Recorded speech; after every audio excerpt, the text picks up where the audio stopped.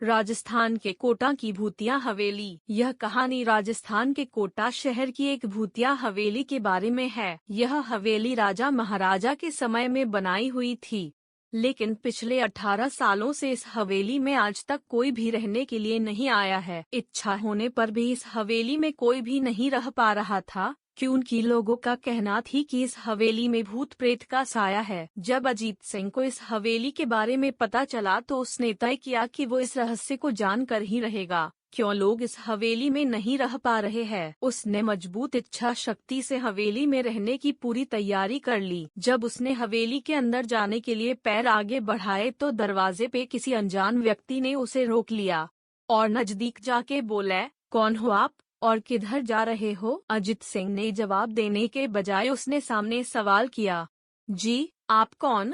मेरा नाम अर्जुन सिंह है और मैं यहीं पास में ही रहता हूँ। अजीत सिंह ने कहा, ओह अच्छा, मैंने सुना है कि यह एक भूतिया हवेली है और यहाँ कोई नहीं आ पाता है, इसलिए मैं इस हवेली में एक दिन रुकने का फैसला किया है। अर्जुन सिंह ने कहा, जी हाँ, आपने सही सुना है और आप भी अंदर मत जाइए, मेरी माने तो आप भी वापस लौट जाइए, यहाँ बहुत खतरा है। यह सुनकर अजीत सिंह खुश हो गया, जैसे उन्हें कोई लॉटरी लग गई हो। अर्जुन ने उसकी खुशी को देखकर बोला, आप क्यों खुश हो रहे हो? आपको तो भूत का नाम सुनकर डर लगना चाहिए। शायद आपको पता नहीं होगा कि मैं भूत प्रेत में काफी दिलचस्पी रखता हूँ। अगर इस हवेली में भूत है तो मैं अंदर जरूर जाऊंगा और सारी सच्चाई का पता भी लगाऊंगा। इतना कहकर अजीत सिंह उस हवेली में चले गए। अंदर जाके अजीत ने अपनी बैग को साइड में रखा और हवेली के चारों ओर देखने लगा।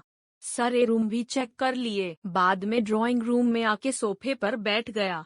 उसने वहां बैठकर दारू के 2-4 पेग भी पिए। वहीं अचानक उस रूम में लाइट का एक बल्ब चालू बंद होने लगी, लेकिन अजीत ने उस पर ध्यान नहीं दिया। थोड़ी देर बाद दूसरा बल्ब चालू बंद होने लगा, फिर तो हवेली की सारी लाइट चालू बंद होने लगी। यह सब देखकर अजीत अपनी जगह पे खड़ा हो गया और संपूर्ण सावचेत हो गया। अचानक उसके सामने एक छोटा टेबल हवा में उड़ने लगा। करीबन 6 फुट हवा में ऊपर जाके गोल गोल घूमने लगा और बाद में अजीत की ओर तेजी से आने लगा। अजीत ने तुरंत ही अपनी जगह बदल दी और दूसरी ओर चला गया और वो टेबल वहीं जाके गिरा जहाँ अजीत खड़ा था। अजीत कुछ समझ पाता उतने में सोफे की शीट उसकी ओर आने लगी।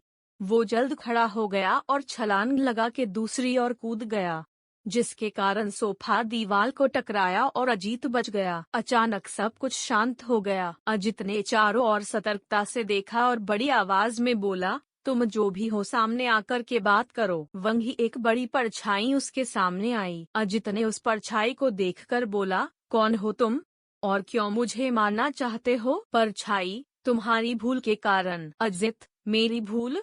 मैंने कौन सी भूल की? परछाई, इस हवेली में आने की भूल। मैं किसी को भी इस हवेली में खुश नहीं देख सकता। अजीत, लेकिन क्यों? वो परछाई ने जवाब दिया, आज से 18 साल पहले इस हवेली के मालिक ने मुझे यहीं पे ही मार डाला था। मेरी कोई गलती भी नहीं थी। इस कारण की वजह से मेरी आत्मा इस हवेली में भटकती रहती है।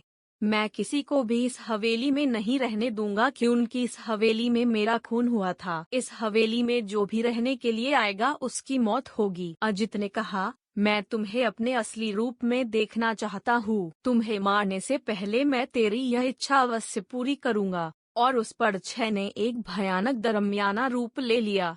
उसका चेहरा इतना भयानक था कि अजीत भी एक क्षण के लिए डर गया था, लेकिन दूसरी ही क्षण में उसने अपने आप पर काबू पा लिया। बाद में इसने अपनी जेब में से सफेद पाउडर निकाला और उस भूत के पर फेंक दिया। भूत के पर डर पड़ते ही वो जलने लग गया।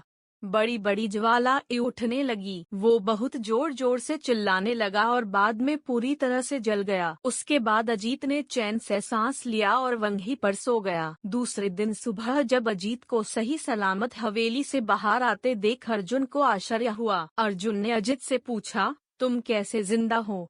जब अजीत ने अर्जुन को कल रात को घटी घटना को पूरी तरह से बताया और बोला, अब यह हवेली भूतिया हवेली नहीं रही। दोस्तों, आपको यह कहानी राजस्थान के कोटा की भूतिया हवेली कैसी लगी? प्लीज हमें कमेंट करके जरूर बताएं। हमारी और भी कहानियां पढ़ने के लिए हमारे चैनल पर जाएं।